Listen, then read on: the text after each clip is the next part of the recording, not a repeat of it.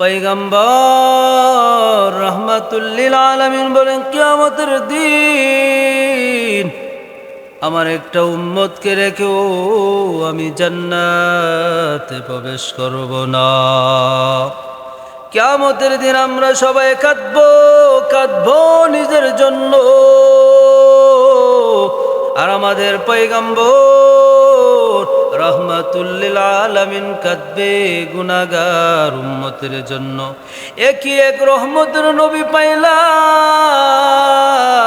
কি মায়ের নবী পাইলাম, এই জন্য কি একবার আলহামদুলিল্লাহ বলা যায় না? জোরে সোরে বলি আলহামদুলিল্লাহ। আমার পয়গম্বর রহমাতুল লিল আলামিন বলে, আমার উম্মত কোথায়? পয়গম্বরের বিদায় মুহূর্তে চোখ তুলে তাকাইলেন, তখন কাবা কণ্ঠে বলে,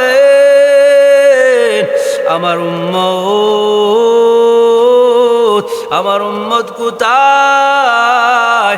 আম্মা জান আয়েশা বলি, ইয়া রাসূলুল্লাহ, ইয়া হাবিবাল্লাহ, ওগো আল্লাহর পয়গম্বর, আপনি খুব অসুস্থ,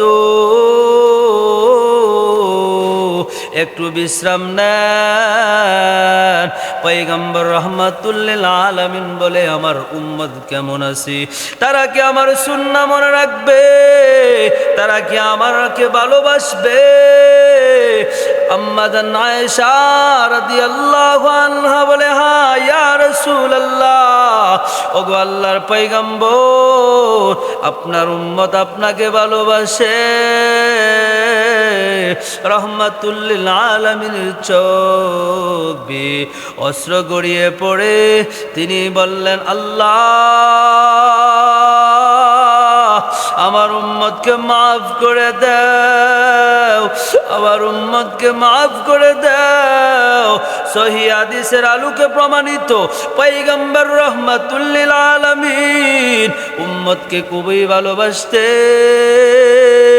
খুশিতে কান্না করে একটা ঘটনা মনে পড়ে যায়।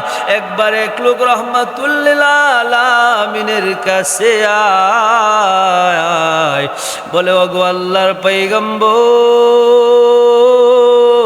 যখন আমি আপনার সাথে থাকি তখন আমার মন প্রচন্ড খুশি থাকে, কিন্তু যখন আমি আমার পরিবারের কাছে যাই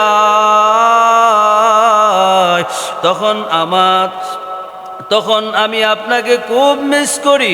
আমার চোখ দুইটা আপনাকে দেখতে আকুল হয়ে পড়ে, তাই আমি আপনার কাছে চলে আই, আপনার দিকে তাকাই, আমার অন্তর ঠান্ডা হয়। কিন্তু এক সময় তো আপনি মারা যাবেন,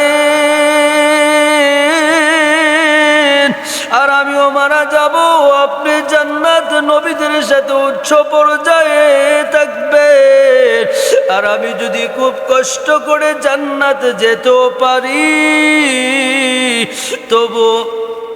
তবে অনেক নিচু স্থানে যাব, নিচু পর্যায়ে থাকব। ওগো আল্লাহর পয়গম্বর, আপনাকে ছাড়া কিভাবে আমার জান্নাত আসলে জান্নাত হতে পারে?